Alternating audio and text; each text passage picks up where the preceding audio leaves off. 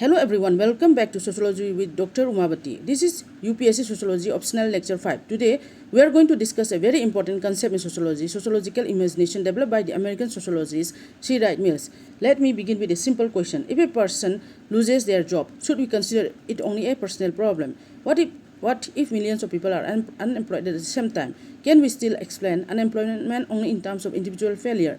To answer these questions, we need the concept of sociological imagination. So watch this lecture till the end, because by the end of this lecture, you will clearly understand the difference between personal troubles and public issues, which is one of the most important ideas of C. Wright Mills. If you find this lecture useful for your UPSC preparation, please like the video, share it with fellow aspirants, and subscribe to Sociology with Dr. Umabati.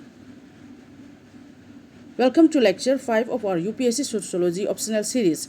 Today's topic is sociological imagination, particularly the contribution of C. Wright Mills. In today's lecture, we will first understand what sociological imagination means.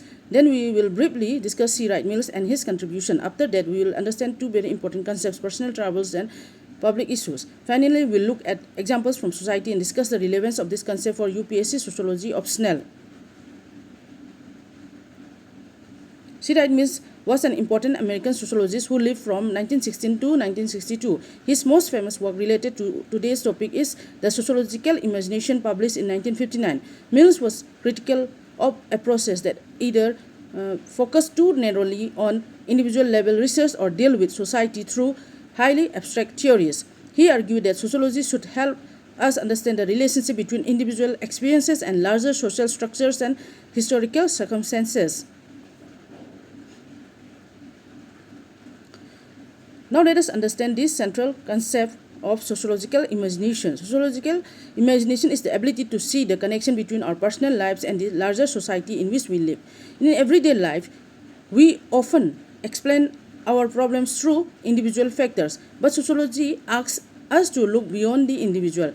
We should ask what social structures, institutions, economic conditions, cultural patterns, and historical circumstances may be influencing this experience. Therefore, sociological imagination helps us connect individual life with social structure and history. One of Mill's important arguments is that we cannot properly understand an individual's life without understanding the historical period and society in which that person lives. This is why Mills connects biography and history. Biography refers to the experiences of an individual. History refers to the larger social and historical circumstances. For a sociologist, these two should not be studied completely separately. The life of an individual is influenced by the opportunities, institutions, and social conditions of a particular historical period. Let us now understand personal troubles. Personal troubles are problems experienced by an individual when their immediate environment, for example, suppose one person loses their job. We may consider factors such as their qualifications, skills, decision, or personal circumstances. Similarly, failing an examination or experiencing personal debt may initially appear to be an individual problem. These are the examples of personal troubles. However, Mills asks us to go one step further.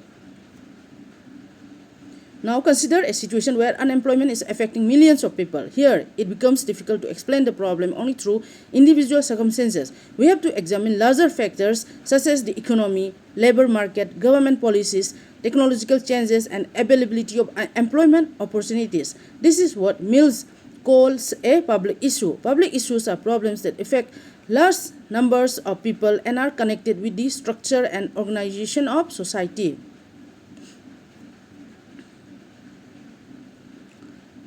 The distinction between personal troubles and public issues is extremely important. A personal trouble is primarily experienced at the individual level and is connected with a person's immediate environment. A public issue affects a much larger number of people and is connected with broader social structures and historical conditions. However, Mills does not suggest that personal troubles and public issues are completely unrelated. In fact, his central argument is that many personal troubles can be understood properly only when we connect them with wider public issues. Let us take unemployment as an example. If one person is unemployed, we may look at individual factors such as education, skills, or personal circumstances. But suppose millions of people are unemployed. Now, we need to ask broader questions. What is happening to the economy? Are sufficient jobs being created? What are the conditions of the labor market? Are government policies affecting employment? Are technological changes reducing certain types of jobs? These questions take us from an individual explanation to a sociological explanation. This is sociological imagination in practice. We can apply sociological imagination to many issues in Indian society. For example, poverty cannot always be explained simply by saying that poor people lack effort.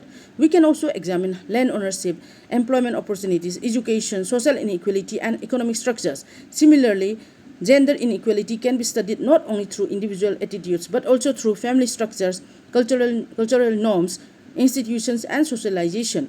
Educational inequality can also be connected with economic status, location, social background, and access to educational resources. Therefore, sociological imagination allows us to move from individual explanation towards a broader understanding of society. Sociological imagination is important because it develops a sociological way of thinking.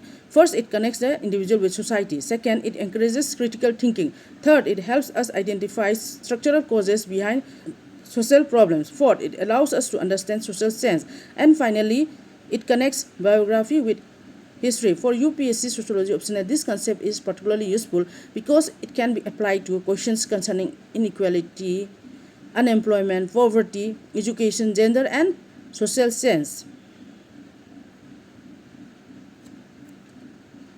Like every sociological concept, sociological imagination also has certain limitations. It is a broad conceptual framework rather than a specific research method. It can also be difficult to clearly separate personal factors from structural factors because both may influence human behavior simultaneously. Therefore, sociologists need to carefully examine both individual experiences and wider social conditions. Let us now summarize the entire lecture. The central message of C. Wright Mills is that we should not look at individual experiences in isolation. We should connect personal troubles with public issues and understand individual lives in relation to social structure and historical circumstances. In simple terms, biography plus history helps us understand society. That is the essence of sociological imagination. Now, here is an important UPSC mains practice question. Explain the concept of sociological imagination as propounded by C. Wright Mills. When answering this question, begin with the meaning of sociological imagination. Then, introduce C. Wright Mills. Explain personal troubles and public issues with suitable examples. Finally, conclude by showing how the concept connects individual biography with wider social and historical structures. Try writing your own answers to these questions after watching this lecture. Thank you for watching UPSC Sociology optional lecture 5 on sociological imagination. If you found this lecture useful, please like the video, share it with fellow UPSC aspirants, and subscribe to Sociology with Dr. Umabati.